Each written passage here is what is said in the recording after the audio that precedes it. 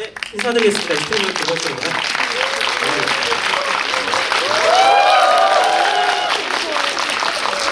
네, 영화 쫄깃하죠? 네, 소리가 적은데요? 네.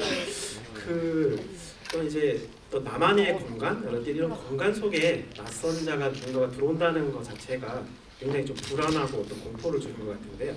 이 도어락이라는 영화가 이제 그런 점에서 이런 부분들을 굉장히 잘 다루고 있어가지고 굉장히 좀 재미있으면서도 긴장감 있고 또 무서운 그런 영화가 아닌가 생각이 됩니다. 2018년이 이제 뭐 한 달 남았지만 제 개인적으로는 굉장히 한국 스릴러 영화에서 또 모범이 될 만한 어떤 그런 좋은 영화라는 생각이 듭니다. 그럼 오늘 감독님, 배우분 네 분 모시고 영화에 대한 또 재밌는 이야기들을 들어보겠습니다. 네, 큰 박수로 맞이해 주시죠.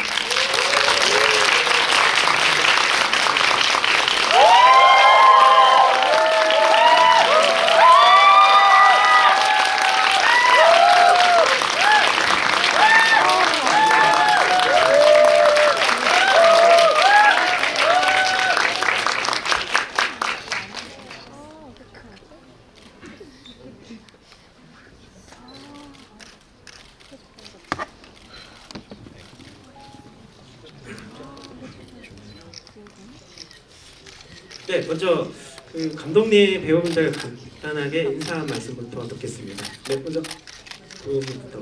켜져 있는 저부터. 안녕하세요, 공효진입니다. 영화 어때요? 최고예요. 생각보다 무섭던가요? 완전. 그래요? 생각보다 안 무서울까봐 저는 예고편이 다냐 이럴 줄 알았는데 아니죠? 진정들 하시고 저희는 다 여기 있으니까 네, 오늘 심도 있지 않은 그냥 재밌는 지붕이가 되길 바랍니다. 감사합니다. 네, 안녕하세요. 저 영화를 연출한 이권입니다.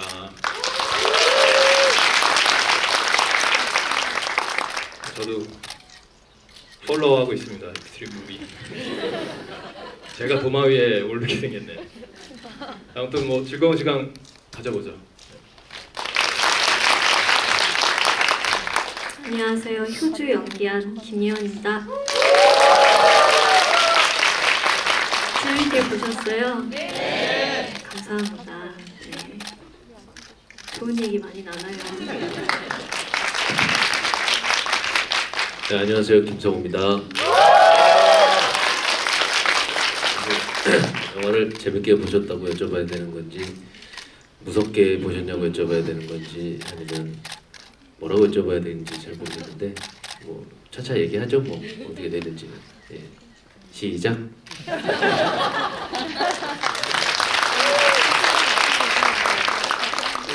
영화를 만드신 분들은 사실 이제 뭐 이렇게 만드시면서 많이도 또 보시고 하니까 이제 관객분들 반응들이 굉장히 궁금해하세요. 그래서 아까 잠깐 대기실에서 공전희 씨가 진짜 영화 무서웠냐고 좀 의심스럽게 말씀을 하시더라고요. 그래서 관객분들 영화 정말 재밌고 긴장 있고 무서우셨다면 환호 한번 해주세요.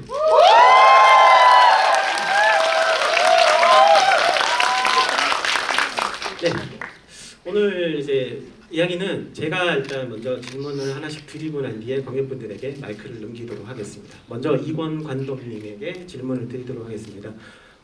이 영화는 이제 그 슬립 타이트라는 스페인 영화가 원작으로 알고 있는데요.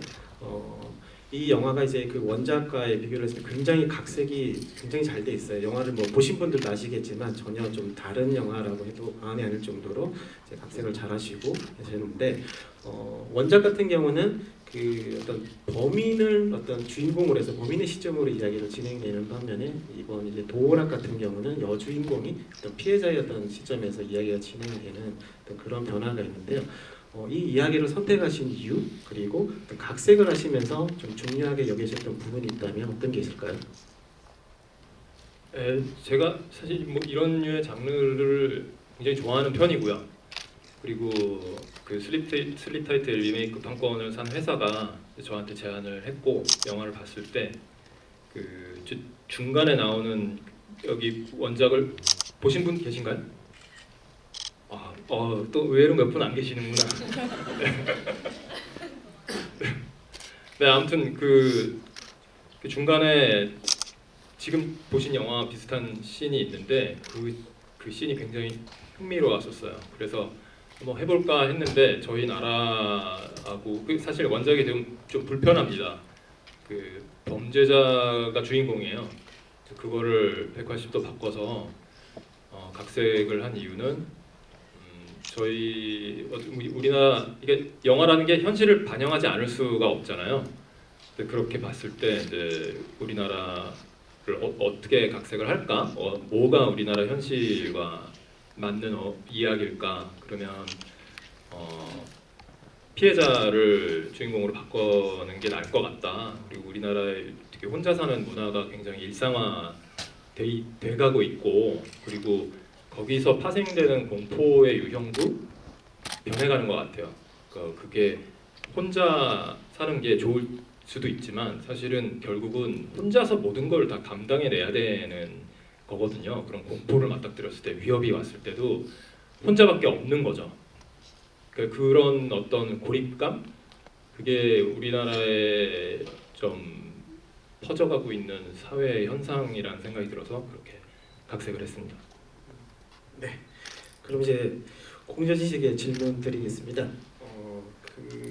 이제 연기하신 캐릭터가 집안에 이제 어떤 누군가의 어떤 침입이 이제 있을 수도 있다는 의혹에서 점점 이제 어떤 실체화되면서 어떤 감정이 조그만 의혹에서 감정에서 점점 이제 뭐 공포를 느끼게 되는 그런 어떤 감정의 기복이 점점 올라가는 어떤 그런 캐릭터를 연기를 하셨는데, 시나리오를 처음 보셨을 때 어떠셨는지, 그리고 그 인물에 대해서 어떤 준비를 하셨는지. 저는 사람에 대한 겁이 별로 없는 편이라 정말 이렇게들 혼자 사는 여성들이 집에 남자 옷을 걸어놓고 꼭 그렇게 아침에 까먹고 나가면 다시 돌아와서 그걸 다시 걸어놓는 정도로 신경을 쓰고 집을 귀가하는 그 매일매일 일어나는 일에 그렇게 불안감을 느끼면서 어떻게 살 수 있을까? 그래요? 정말? 라고 물어봤는데 감독님이 뭐 몇 가지 그 다큐멘터리도 보여주시고 하면서 실제로 물론 그렇게 누군가가 잘못 그 도어락을 누르고 아차 하고 갔을지언정 그런 한 가지 일로 또 한참 동안 그런 이제 상상의 공포 안에서 괴로워한다고 얘기하시더라고요. 그래서 그래요? 제가 그럼 되게 무디 편이구나 생각했었고, 그리고 사실은 남자 주인공으로 써서 감독님이 이 그 슬립 타이트의 그 비슷하게 이제 그 범죄자의 그 심리가 너무 재밌었다고 하셔서 그런 걸 쓰시다가 남자가 캐스팅이 잘 안 돼서 저한테 여자로 바꿨다. 그리고 투자가 잘 안 됐는데 피해자가 주인공이 되니 바로 그냥 투자가 되더라며 저한테. 그래서 주인공이 여자로 고상하게 얘기했는데 솔직하게 얘기해요 감독님. 감독님은 슬립 타이트의 원작에 매료되셨고 또 그 원작에 이제 범죄자를 주인공으로 둔 그 색다른 재미를 되게 매력 있어 하셨는데요. 한국의 현실을 얘기하신 게 이제 그런 영화들은 이제 관객들에게 외면받을 수 있고 또 혼날 수도 있다 이런 마음에 이제 좀 아무래도 그게 성사가 쉽지 않았던 모양이고, 저한테 넌 재미없어 할지도 몰라 이러면서 주셨던 시나리오가 이제 피해자인 경민이 주인공인 얘기가 됐는데요. 그래서 저도 그 원작을 받고 감독님이 남성이기 때문에 여자들은 이런 농담을 할 것이다 하면서 며칠 밤을 새면서 그 시나리오 얘기를 나눴던 게 기억이 나요. 감독님이 이제 그만 자야 될 것 같다. 효진아 집에 가야겠다.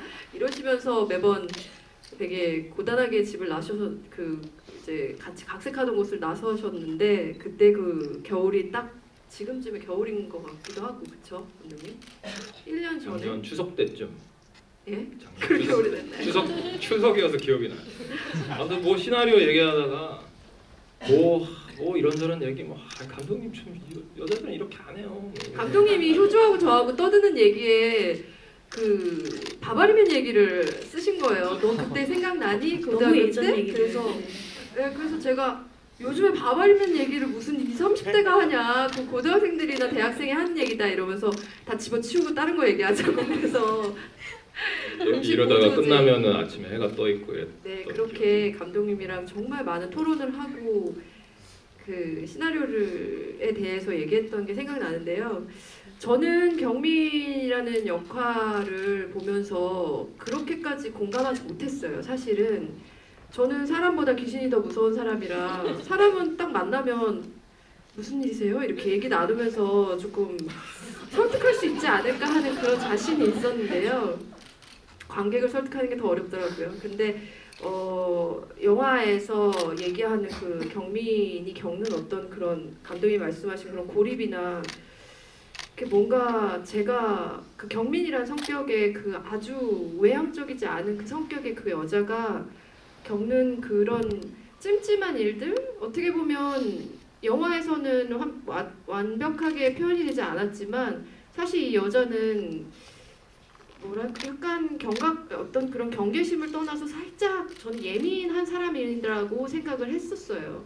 그래서 그렇게 변기 뚜껑 꼭 닫고 나가야 되고 뚜껑 열린 거 갖고 엄마한테도 뚜껑 열고 나간 거냐 닫고 나간 거냐 뭐 이렇게 도어락에 대해서 되게 예민하게 구는데 사실 얘기를 들어보니 그런 뭐 예원 씨도 한번 겪은 적이 있다는 집에 누군가가 있는데 버튼을 누르고 문고리를 잡다가 사라져버린 어떤 그런 뭐 일어날 수도 있는 사실 별 의미 없는 어떤 그런 사건에도 여자분들이 혼자 살면서 겪는 어떤 그런 불안감은 갑자기 극대화가 될 수도 있다고 생각해요. 근데 그 일들이 몇 번을 계속 스물스물 그게 쌓이면서 조금 예민하고 그 일에 굉장히 곤두서 있는 여자였고요. 그래서 사실은 경찰들한테도 몇 번 도움을 청하지만 이 사람 너무 예민해서 더 큰 일들을 해야 되는 경찰들에게 뭔가 이렇게 귀찮은 존재인 느낌도 있는 그런 얘기여서 사실은 영화를 보면서 전 제 걱정이 여성분들이 보시기에 또는 남성분들이 보시기에 너무 여자가 남자를 계속 의심 어리게 보고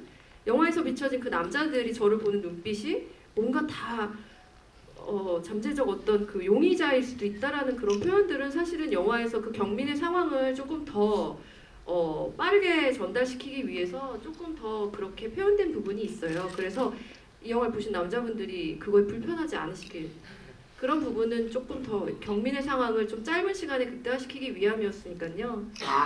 웃는 얼굴로 엘리베이터에서 웃는 얼굴로 꼭 저 같은 층에 삽니다 이렇게 얘기하시면 그 여성분들 기분 나쁘게 보는 그런 부분은 없을 것 같은데 어쨌든 그게 대답이 됐나요? 제가 죄송해요 말이 너무 길어요. 네. 계속 말씀을 하시게 놔두면 재밌는 영화 뒷이야기들이 나올 것 같은데 네. 그 이번에는 효주를 연기하신 김혜원 씨한테 질문을 드릴 텐데요. 보통 이제 스릴러 영화들이 굉장히 중요한 부분은 이제 어떤 긴장이 계속 이렇게 지속이 되다 보면 어느 순간 조금 풀어주는 역할이 필요하다라고 생각을 해요. 그런 점에서 이 이제 연기를 하신 캐릭터와 이제 둘이서 이제 뭔가 만나서 얘기를 하고 뭔가를 먹고 하는 이런 과정들이 어떤 긴장이 어떤 이완을 하는 작용을 하기도 하고 이야기에 대한 좀 더 호기심을 더 일으키는 어떤 그런 역할을 하는데요. 시나리오 이제 보시면서 인물에 대해서 어떻게 생각을 하시고 연기를 하시게 되셨는지.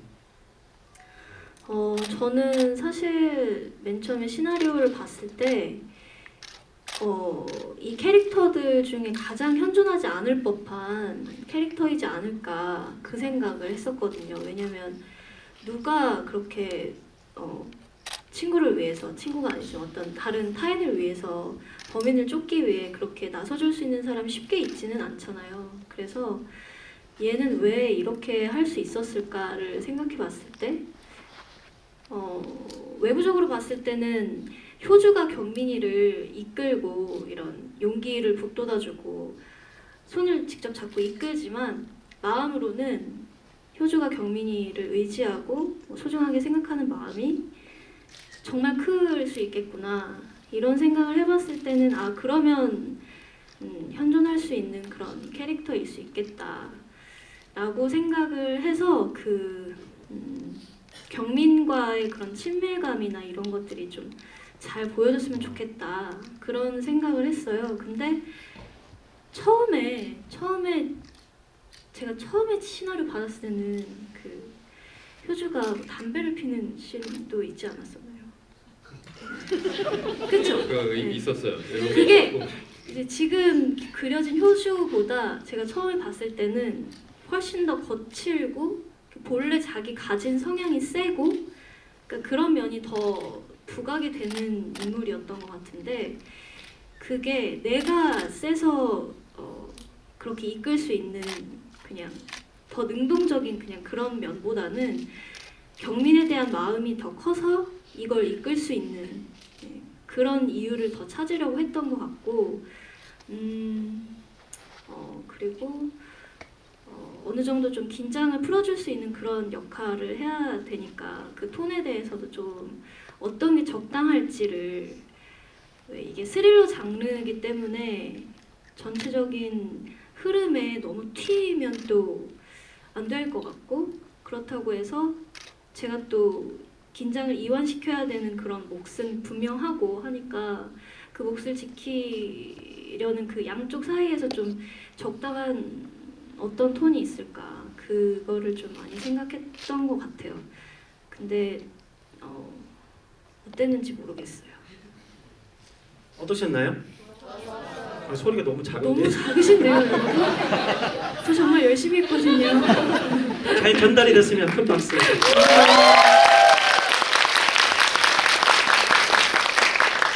네, 이번엔 이 영사를 연기하신 김성호 배우님에게 질문을 드리겠습니다.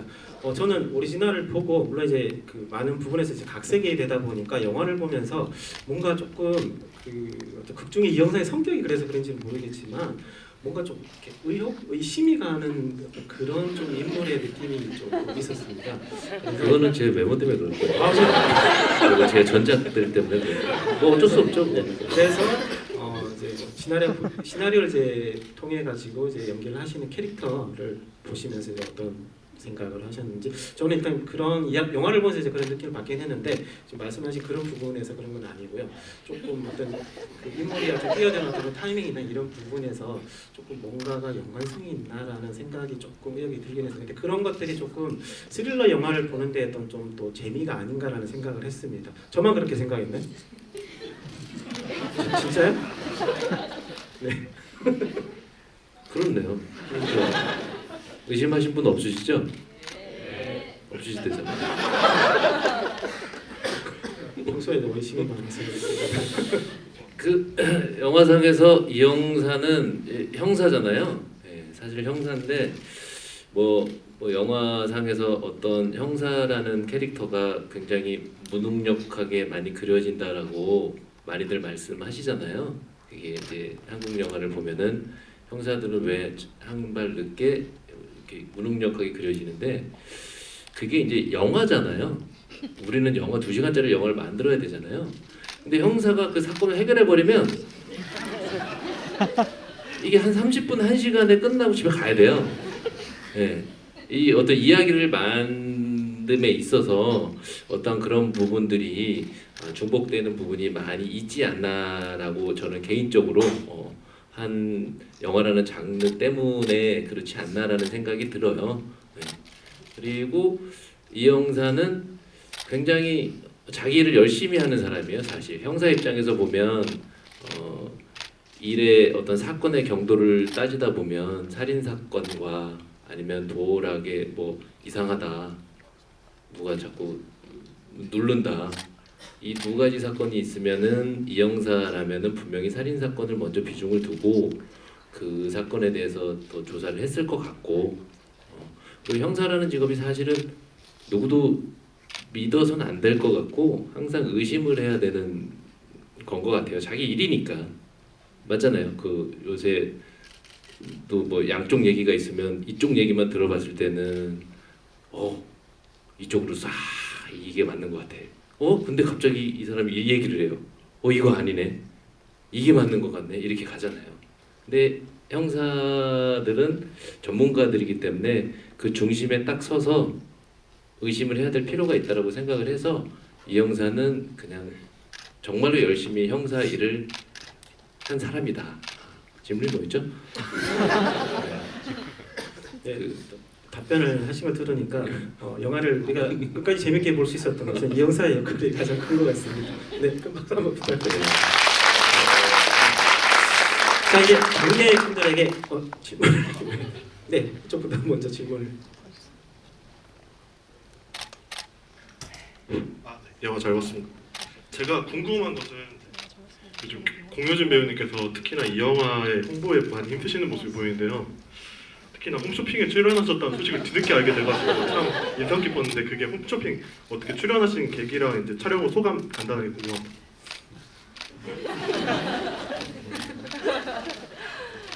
그러니까요. 어떻게 하다가 사실은 뭐 여러 가지 주인공 이제 영화를 만들어 놓고 나면 사실은 이제 많은 홍보를 적극적으로 최대한 홍보를 하는 게 당연한 임무고요. 그런 마음이 들어요. 한 분이라도 더 보게 하려면 과장된 홍보라도 해서 보게 하고 판단은 그 다음이다 생각이 들지만 어쨌든 보여주려고 만든 거라 한 분이라도 더 보길 바라는 마음에 홍보들을 많이 하는데 그 중에 이제 방송 출연 같은 것들이 있죠. 여러 유명한 프로들이 있잖아요. 미우새도 있고 뭐 라디오스타도 있고 되게 여러 가지 있었는데 출연하면 그 잠깐 이제 출연하고 나서 이제 왜 나오셨냐 뭐 도어라 홍보 이렇게 영화 얘기 잠깐 하면 이제 사실은 그 이후에 1시간 정도는 이제 다른 얘기들을 해야 돼서 막 답답해요. 계속 도어랑 얘기를 하러 나왔는데 딴 얘기만 자꾸 물어보시면 답답하고 그래서 뭐 얘기해도 다 잘리고요. 그래서 영화 얘기만 100% 할 수 있는 곳이 어디 있을까 생각하다가 그러면 내가 티켓을 판매하면 되겠구나. 그러면 티켓을 팔기 위한 영화 얘기만 하면 되잖아요. 그래서 제가 이제 배급사에 저는 홈쇼핑에 나가겠다. 잡아달라. 그랬더니 진심이시냐고 저한테 그래서 저 할 수 있어요. 40분 동안 혼자 해야 되는데 괜찮겠냐. 그래서 할 수 있을 법 하니까 말씀드리는 건데 뭐 2번도 3번도 괜찮으니 저를 이제 그 홈쇼핑 홍보에 잡아달라. 요즘 홈쇼핑 안 좋아하는 사람이 어디 있어요, 그죠? 여자분들은 홈쇼핑을 지나가다 보면 저는 홈쇼핑 보다가 막 도망가듯이 다른 채널로 돌리거든요. 또 이걸 사게 될까봐. 근데 그냥 티켓이 얼마나 팔리느냐가 중요한 것보다는 그냥 이색적인 이벤트를 하고 싶었어요. 게릴라적인 정말 이 사람이 여기 나와 있지? 이런 어떤 재미로 사람들에게 그냥 도어락을 한 번 더 알리고 싶은 마음에 나갔는데요. 거기서 사신 분 없잖아요, 그죠? 실패라고 봐야겠네요. 네. 나갔지만 어쨌든 재미있었어요. 그리고 영화 얘기를 주구장창 할 수 있어서 저는 더없이 좋았고요. 그리고 이렇게 그냥 뭐랄까 위트 있게 생각해 주셔서 너무 고맙고 제가 한번 그런 루시드 폴이라는 가수가 본인이 직접 재배한 귤을 가지고 새벽 2시 홈쇼핑 방송에 나온 걸 보고 너무 귀엽고 너무 재미있었어요. 그리고 너무나 따뜻한 어떤 뭐랄까 그냥 다가가는 홍보 같았고요. 그냥 뭔가 그 열정이 너무 멋있어 보였어요. 그래서 그냥 그런 기분이 전달된다면 해볼만하다 해서 제가 억지로 잡아달라고 그래서 막 힘들게 방송을 했고 많이는 안 팔렸습니다. 많이는 보셨지만 많이는 안 팔렸어서 네. 또 나가야 될지는 고민하고 있지만 제가 나가야 될까요? 한 번 더? 네. 네, 다시 팔러 나갔다. 근데 방송되기 전에는 언니가 그 홈쇼핑에 나오는지를 거의 대부분의 분들이 모르고 계셨기 때문에 네, 그래서 그 사전 정보가 전혀 없었잖아요. 근데 이제는 정말 그 화제가 너무 돼가지고 기사가 하루에 한 번씩 뜨더라고요. 네, 이제야- 노후 준비도 하려고 홈쇼핑에 진출했어요. 저의 성격에 딱인 것 같다는 생각이 들더라고요. 네. 그 영화가 이제 뭐 만드는 과정도 이제 굉장히 힘들지만 만들고 난 후에 또 이를 알리는 작업도 그만큼 또 중요한 것 같습니다. 또 공진 씨가 그렇게 뭐 말씀을 하셨지만 또 다른 방법으로 영화를 알리는 방법은 영화를 좋게 보신 관객분들이 이 영화를 좀 많이 알려주시는 그런 방법이 아닌가 생각이 듭니다. 네, 다음 질문하실 분. 네, 저 끝에 남자분 손 흔드시는. 남자분들 질문이 많으시네요.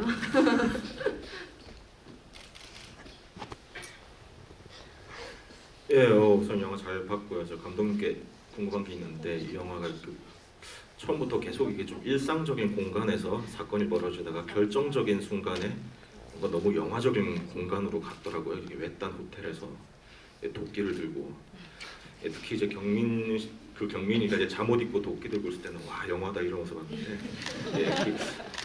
뭔가 좀 이쯤에서 환기를 시켜야겠다라고 계산을 하신 건지 우선 그게 궁금하고요. 그 간단한 거 하나 더 있는데 그래서 사실 이 영화를 좀 대한민국 경찰들이 보면 뭐라고 할까라고 생각을 해봤는데 별로 좋아할 것 같지는 않다는 생각이 듭니다. 혹시 경찰 쪽에 그렇죠. 리액션을 받으신 게 있는지. 아예 없습니다. 두려워하고 있어요. 사실 이제 일단 첫 번째 질문은 저는 사실 뭐 이렇게 마지막에 너무 영화적인 공간으로 딱 건너뛰었다라는 생각을 그렇게 하진 않았습니다.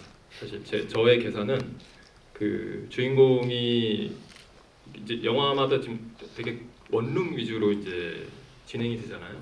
답답한 공간, 고립된 공간이 처음에 그 주인공의 원룸, 그리고 여자가 뭔가 위협을 받고 여기서 이제 사실은 이 주인공을 둘러싼 모든 것들이 되게 스트레스를 받고 있는 상황이고 여기서 벗어나기 위해서 다른 곳으로 이사를 갔지만 거기도 또 비슷한 원룸, 사실 또 상황도 악화돼 가고 있죠.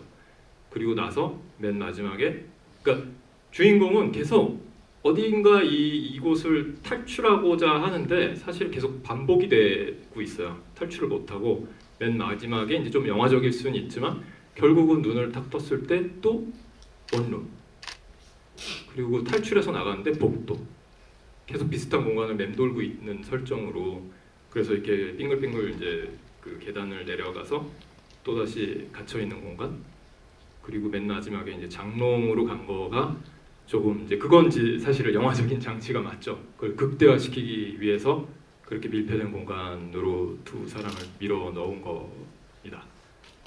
네, 그런 계산으로 영화를 설계를 했고, 두 번째 그 경찰에 관한 거는 저 사실 되게 좀 죄송스러운 마음이 저도 개인적으로 있는데 이런 스릴러물을 이제 만들 때 항상 경찰이 나오잖아요. 근데 이제 저는 사실 최대한 주인공의 시점으로 영화를 진행을 하려고 좀 노력을 했어요. 그래서 사실 경찰이 그 조봉래 씨가 연기한 기정을 열심히 쫓아다니고 있었을 거예요. 감시를 붙이고 뭘 하고 있었지만 그거는 영화상으로 그냥 보이지 않게 그렇게 설계를 했어요. 왜냐하면 주인공의 시점으로 영화가 진행이 돼야 되거든요. 그 방향이 그 부분은 제가 사과드리겠습니다. 원래는 이영사님이 오셔서 총을 쏘고 그 사람 잡는 얘기였는데 안 된다 이건. 그러면 여주인공은 경찰이 만약 안 나타나면 죽는 거냐? 이거 그 옛날 버전에 이영사가 많이 옛날 총을 건네준 거지. 그래서 건네주면 어떠냐 그러셨는데 건네줘서 그럼 총이 없으면은 나는 어떻게 되는 거냐?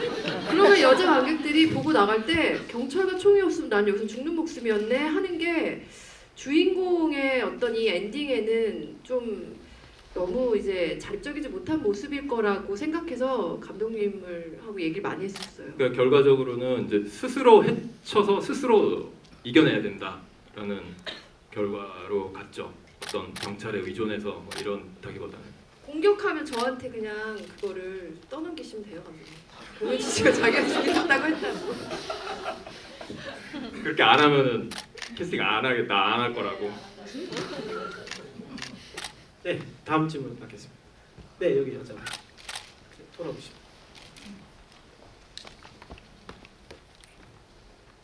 네, 안녕하세요. 영화 잘 봤습니다. 혼자 사는 여성으로서 오늘 집에 가는 게 되게 무서울 것 같은데 아까 김예원 배우님이 실제로 그 밖에서 돌아 누르는 걸 경험하셨다고 하는데 저도 실제로 새벽 3시에다가 이렇게 누르는 걸 경험한 적이 있었거든요. 네. 그래서 그 장면이 나왔을 때 되게 그때의 감정이 생각나면서 네. 굉장히 무서웠는데 혹시 저희 배우분들은 촬영하고 후유증 같은 게 없으셨는지? 저는 사실 번호를 누르고 삐삐삐삐 그리고 철커덕 이렇게 막 열려고 했던 게 새벽 시간은 아니었고 낮 시간이었어요. 그럼에도 불구하고 진짜 너무 순간 별의별 생각이 다 들더라고요. 그래서 막 그 중문을 닫고 무거운 짐들을 일단 막아놓고 막 그런 태도를 취할 정도로 너무 순간적으로 되게 공포에 떨었는데 후유증 사실 극 중에서는 저는 효주 캐릭터는 뭔가 위험에 처하고 뭐 그 어떤 일을 사건을 당하기는 하지만 제가 실제로 공포에 떨고 있는 그런 씬은 없었거든요. 계속 쫓는 입장이고 경민이는 계속 어디 쫓겨가고 계속 그런 겁을 먹고 있고 용기를 내기 힘들고 이런 상황이었는데 효주는 사실 그런 씬들은 없었던 터라 어떤 연기로 인해서 뭔가 후유증이 생긴다거나 트라우마가 생긴다거나 그 생각 속에 갇혀서 이런 거는 특별히 없었던 것 같고 저는 오히려 시나리오 처음 봤을 때 연기하고 나서가 아니라 시나리오 처음 봤을 때 아 이게 현 시대의 1인 가구의 그러니까 어쨌든 영화적으로 극단적으로 푼 이야기이긴 하지만 굉장히 현실적인 이야기구나 하면서 시나리오 보고 나서는 아 이거는 단순한 공포물이 아니라 어쨌든 굉장한 경각심을 일으킬 수 있는 이야기겠다라는 생각을 하고 한동안 좀 더 이렇게 집 안전 장치나 이런 거에 신경을 쓰게 됐던 것 같아요. 네, 그렇습니다. 저도 시나리오 보고 나서 며칠 침대 밑 뭐 이런 생각이 들었지만 사실은 배우는 그 극을 연기하면서 모르겠어요. 많은 분들이 빙의가 돼서 다른 배우들은 더 막 그런 공포와 함께 영화를 끝내는지 모르겠지만 저는 컷하면 그냥 저는 오히려 제가 연기를 했기 때문에 이것은 거짓이다라고 더 실감도 함께 한 것 같아요. 연기하면서. 근데 이런 뭐 낯선 사람이 누가 뭐 도어락을 누른다든가 이런 거는 사실 여성분들만 무서운 게 아니라 뭐 남자분들도 뭐 그런 늦은 시간에 그러면 괜히 긴장되고 뭔가 이게 뭐지라는 생각이 들곤 하거든요. 감독님이랑 조성욱 배우씨 어떠시고 질문을 바꿔야 될까요? 도어락을 그냥 눌러보시는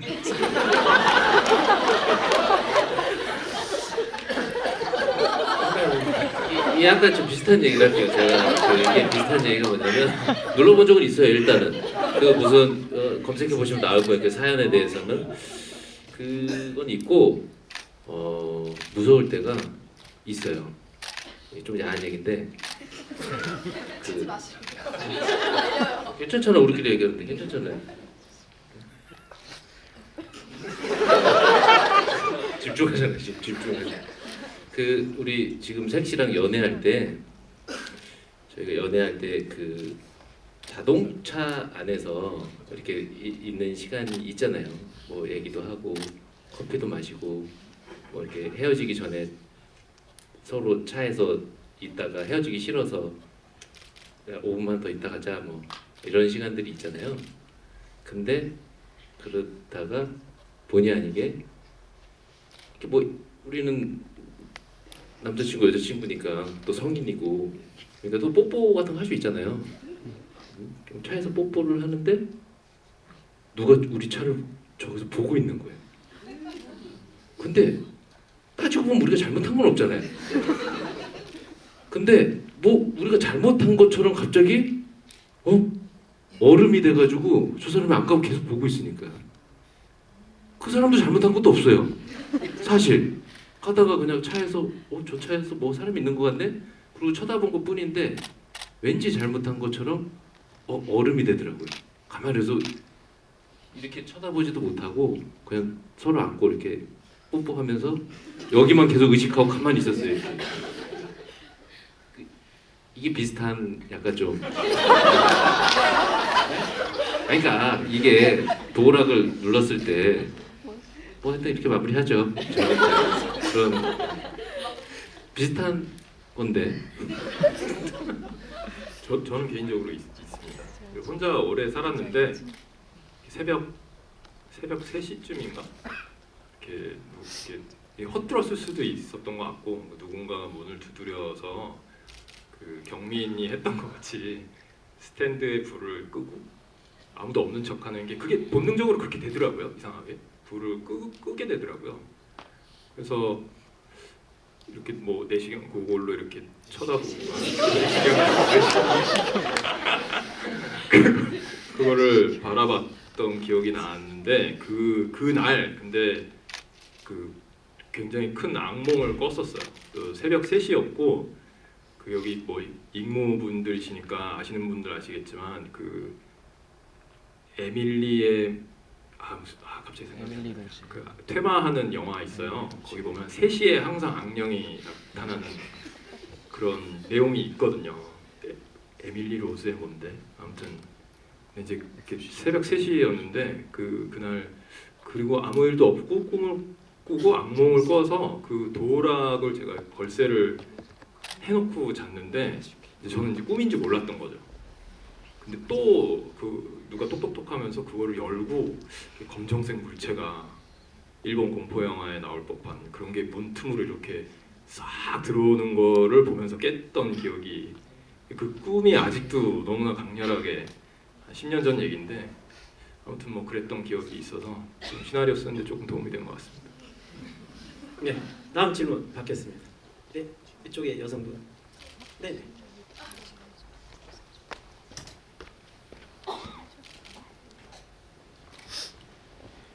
저는 공효진 배우님한테 물어보고 싶은데요. 항상 뭐 무슨 캐릭터를 다양하게 하시든 간에 완벽하게 소화를 해내시잖아요.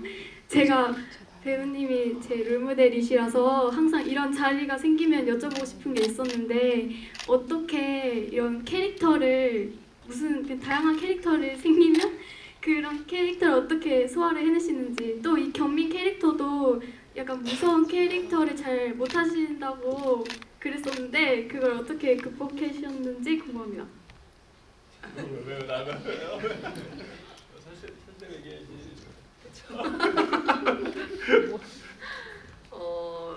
스릴러 장르가 특히 제가 뭐 스릴러를 했다고는 하는데 제가 이렇게 쫓기는 그 타겟이 된 얘기는 제가 처음이었던 것 같아요. 그동안 좀 미스테리한 인물 뭐 이런 스릴러 영화 안에서 그냥 그런 역이었다가 이번에 쫓기고 겁먹고 뭐 이렇게 불안에 떨고 뭐 정말 기절하기 전까지 뭔가 무섭고 이런 것들을 촬영하면서 더 많은 스릴러작을 더 해서 경험해서 더 발전시켜야 된다는 생각이 가장 컸어요. 그래서 영화를 찍으면서 내내 감독님한테 제가 분명히 더 많이 놀랬는데 왜 안 놀란 것 같죠? 그리고 이번에 더 놀란 것 같죠? 그러면 어떻게 해야지 더 놀래 보일까 뭐 이런 걸 고민을 많이 했었고 어쨌든 조금 놀래고 그 다음에 다른 테이크에 조금 더 놀란 연기를 했다고 하고 모니터링을 하는데 별로 변화가 없어서 저는 막 그 앵글의 문제다.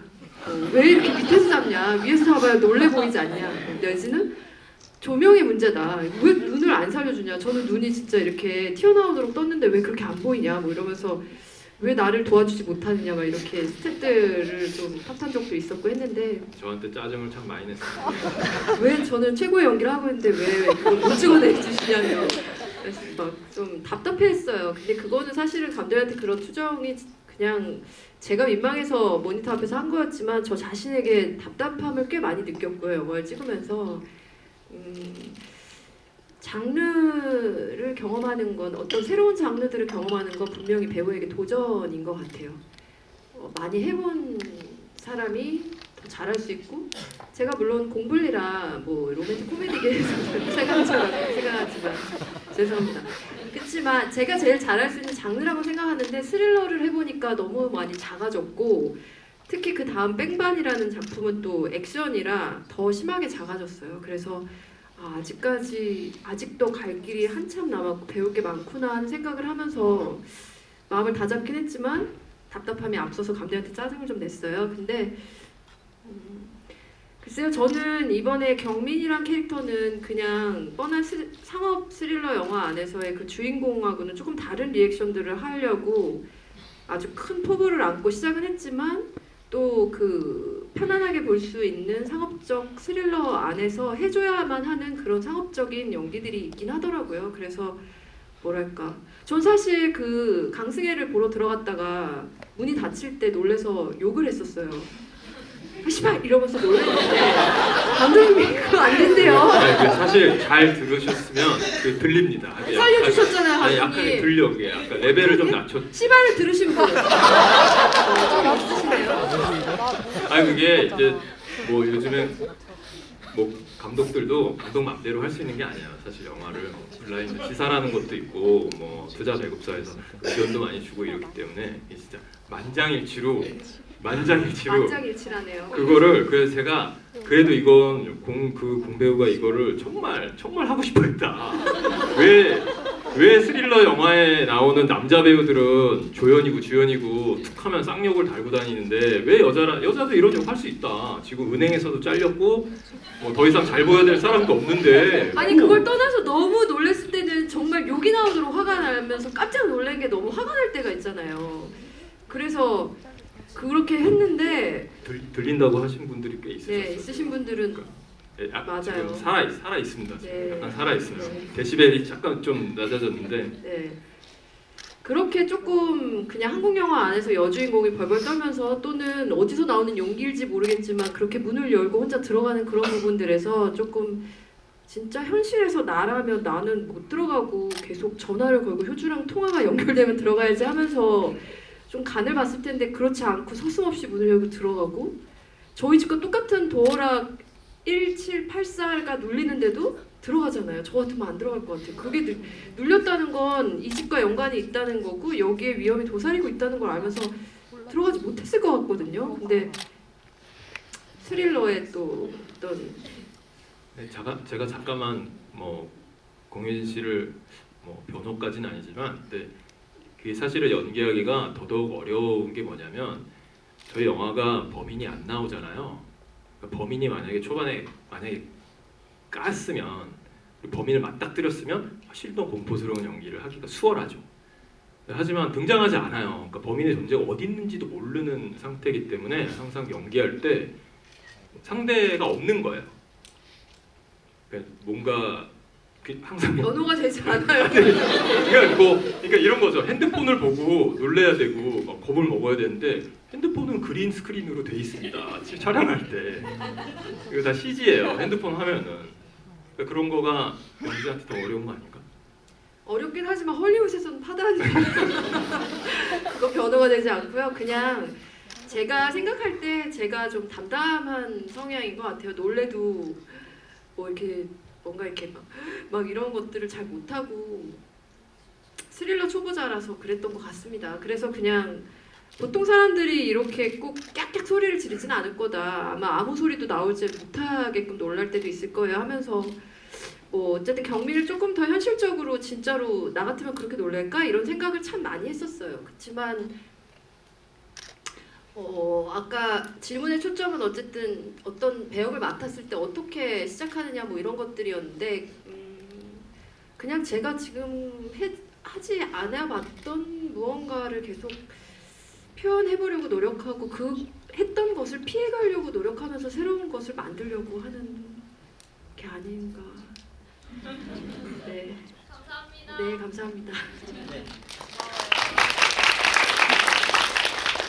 네, 시간이 다 돼서 마지막 질문 하나만 받겠습니다.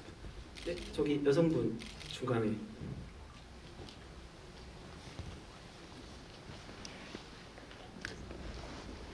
네, 영화 너무 재밌게 잘 봤고요. 저는 마지막으로 김성호 배우님께 질문 한 가지 드리고 싶은데 지금 도어락 보기 직전에 저는 그 성난항소를 보고 왔거든요. 거기서 정말 그 강렬한 악역을 인상 깊게 보고 왔는데 여기서는 이제 어떤 캐릭터인지 몰랐어요. 근데 모르고 보니까 나름 정의로운, 그러니까 의심이 많지만 그래도 정의로운 상사 역할을 맡으셨더라고요.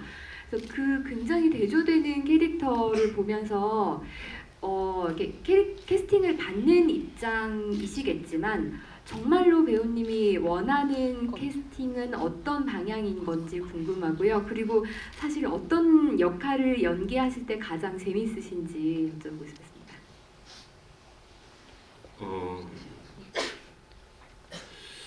일단 제가 지금 궁뎅이에 종기가 나가지고 지금 이렇게 앉아 있는 거를 좀 건방지게 보시지 마시고요. 지금 오늘 하루 종일 지금 이게 아침부터 지금 이게 피가 많이 쏠려 있어가지고 지금 이제 한계를 다다라서 일단 이렇게 앉고 할게요.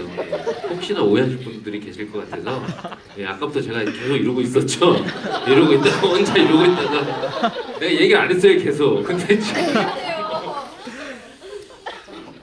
종기를 이거를 조금 어떻게 처리해야 될 것 같은데 어디 병원을 가야 되는지 모르겠네. 하여튼 그 성난항소 그쵸? 예, 성난항소는 어찌 됐던 나쁜 놈이죠. 예, 그쪽 그 영화에서는 그냥 안타고니스 역할인 거고 이 도어락에서는 형사인데 사실은 저는 그런 마음을 먹고 이 영사는 했어요. 이 영사 입장에서 아까도 말씀드렸다시피 최선을 다해서 자기 직업을 열심히 사는 사람 그랬기 때문에 의심을 했고 믿지 않았고 그거는 형사 일로서 분명히 저는 잘한 일이라고 생각을 해요.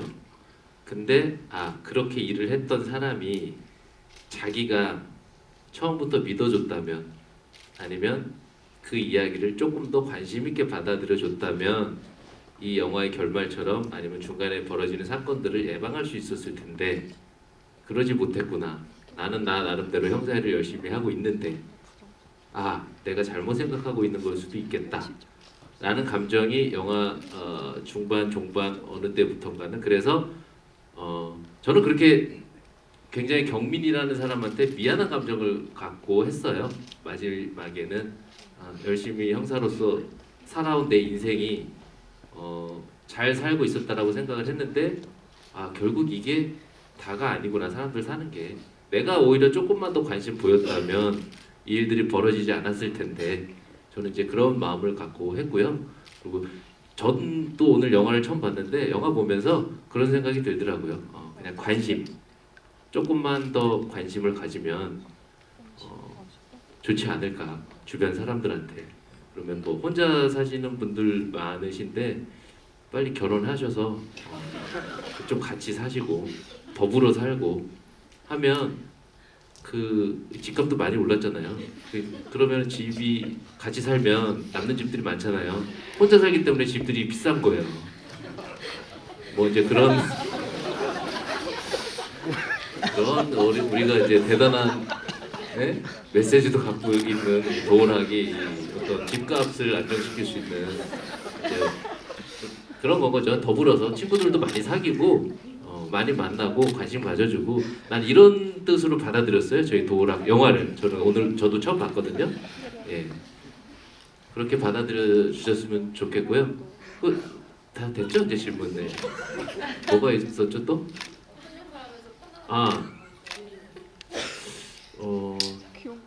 일단은 어떤 역할이 편안하면은 우리가 살면서 사실 저도 친구들 정말로 이제 흔히 남자들은 불알 친구라고 얘기하죠. 그 친구들 만나면 욕도 하고 뭐 이러면서 재밌게 얘기하잖아요. 근데 그런 시간이 저한테는 되게 좋아요. 되게 좋고 되게 정말 행복한 시간이거든요. 근데 그거를 제외하고는 살면서 욕을 할 수 있는 기회 그리고 머리에서 드는 생각을 바로 얘기할 수 있는 기회들이 점점 없어져요. 이게 사회가 변하면서.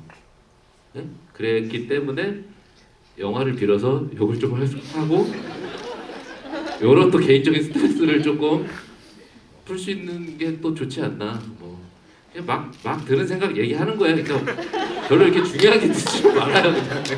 사실 김성훈 씨 덕분에 지금 갑자기 다음에 악당 역할을 만들면 둥뱅이 종기가 나는 악당을 내가 써서 널 보여줄게.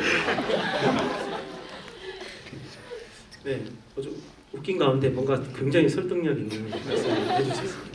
예, 시간이 다 돼서 오늘 여기까지 마치도록 하고요. 감독님 배우분들 간단하게 인사만 전해주십시오. 여기 계신 모든 분이 다 예상보다 더 재미있게 보시진 못했을 수도 있어요. 그렇지만 왜 이렇게 앞에서 우리들은 즐거워할까 생각하실 수도 있지만 참 그런 모두의 취향을 맞춘다는 게 그리고 모두가 다 제가 좋아하는 만큼 좋아할 수 있는 게 어렵더라고요. 그리고 조금 더 편안한 자리에서 보시면 더 영화가 좋아 보이고 조금 더 불편한 자리에서 보면 영화가 지루하고 목이 아프고 그러죠. 오늘 혹시 불편한 자리에서 보신 분들은 조금 더 좋은 자리에서 보시면 좀 더 좋아지실 수도 있다고 생각하고 과한 욕심이죠. 그냥 뭐랄까 오늘 이 관객 GV가 되게 중요하다고 계속해서 언지를 들었어요. 여기 계신 분들이 워낙에 영화를 정말 날카롭게 보시고 오늘 아마 날카로운 질문이 많이 나올지도 모르니 마음의 준비를 하라고 했는데 너무 화기애애한 분위기라 저는 오늘부터는 다리를 뻗고 잘 수 있을 것 같고요. 뭐 재미없는 영화도 재미있는 영화로 둔갑시켜 주시는 분들이라고 잘 오늘 이 자리를 정말 기다려왔고 오늘 그리고 또 재밌게 보셨다고 해서 일단 1차적으로 마음을 놨는데 모두가 다 재미있게 보시진 못했을 수도 있어요. 그렇지만 뭐 만든 사람들이 저렇게 유쾌하게 또 여러 가지 고민들을 안고 그렇게 6개월, 1년 이렇게 고민하면서 다다른 결론이구나 하는 생각을 하시면서 나랑 의견이 다르지만 뭔가 많은 사람들이 좋아하게끔 만들기 위해서 저희도 포기하고 마음을 바꾼 부분도 많고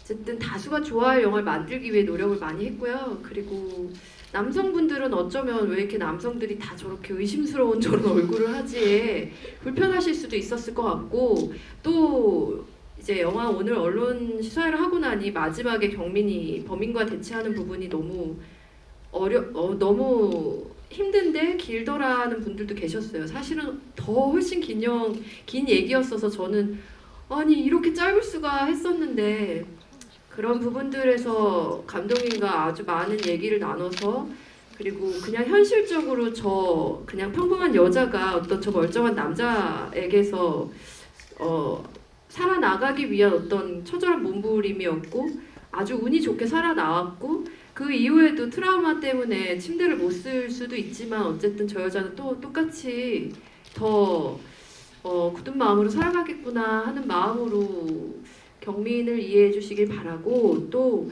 더불어 이제 연말이기 때문에 그냥 난 혼자야 하면서 뭔가 이웃과 소통을 단절하고 또 나에게 말을 걸어주지 않길 바라고 날 쳐다보면 왜 저렇게 날 쳐다보지 하는 그런 뭔가 고립되고 뭔가 그 삐뚤어진 마음을 연말에 버리시고 그냥 나는 좋은 사람이에요, 착한 사람이에요 하는 그런 표정으로 연말 연시를 뜨겁게 잘 보내시길 바라며 추울 때 피가 거꾸로 솟는 영화라고 하더라고요. 저 영화 보고 얼어붙은 마음을 저 영화를 보면서 어찌되었든 피가 거꾸로 솟는 마음이 그런 이 피가 막 도는 영화가 되길 바라면서 주저리 좋은 리뷰를 향한 어떤 제 처전 절규라고 들었어요. 저 좀 정리해주세요. 감사합니다. 재밌게 봐주셔서 저희가 너무 용기를 얻고 희망을 얻고 갈 수 있을 것 같아요. 그래놓고 여기서 이러고 가셔갖고 뭐 별로였다 막 이렇게 쓰시면 저는 배신감에 몸부림을 칠 것 그래서 같은데요. 홈쇼핑 나와야지 또. 저희가 오늘 이제 낮에 언론 배급 시사가 있었거든요. 그래서 기자분들 상대로 지휘를 이렇게 했었는데 굉장히 긴장됐었는데 그리고 그냥 잘 한 것 같고 오늘 마지막에 좀 영화를 이렇게 사랑하고 좋아하시는 분들이랑 좀 편하게 대화할 수 있어서 즐거웠습니다. 하여튼 계속해서 관심 많이 가져주시길 부탁드릴게요.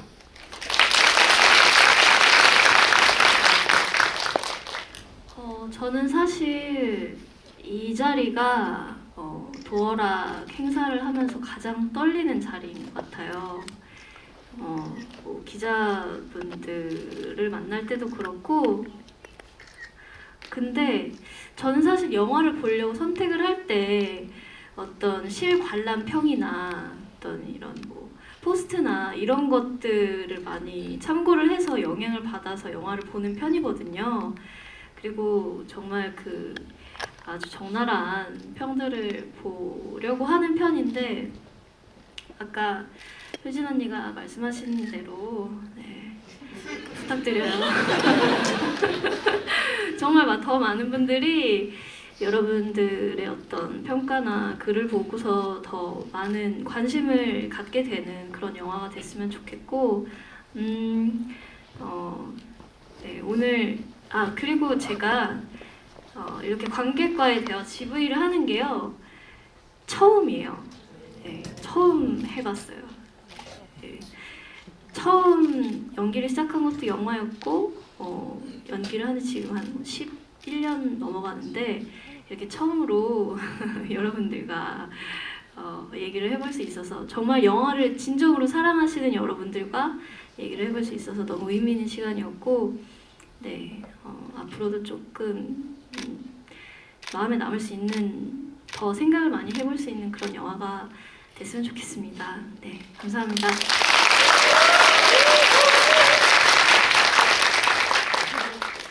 그래서 이렇게 세 분이 다 말씀을 하시니까 저는 뭐 주변에 혹시 도어락 제작업체랑 아시는 분이 계시면 그 다음 광고 모델로 저를 좀 추천해 주셨으면 좋겠습니다.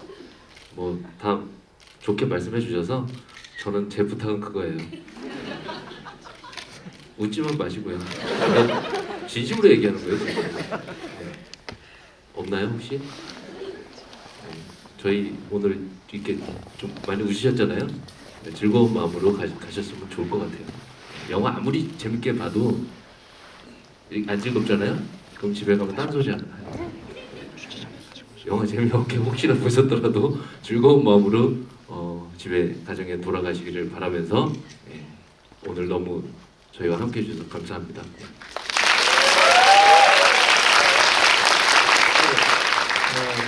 익문은 원래 장르 영화를 위해서 만들어진 사이트였고 지금도 이제 여전히 그런 성격을 유지되고 있는데, 오늘 보신 도어락이 뭐 여기 계신 모든 100% 만족을 드릴 수는 없겠지만 제가 생각에는 대다수의 분들이 이 영화를 굉장히 즐겼을 거라고 생각을 합니다. 그래서 이런 장르 영화들이 계속 또 만들어질 수 있도록 여러분들의 좀 뜨거운 지지를 부탁드리겠습니다. 네, 소개해 주신 감독님, 배우님들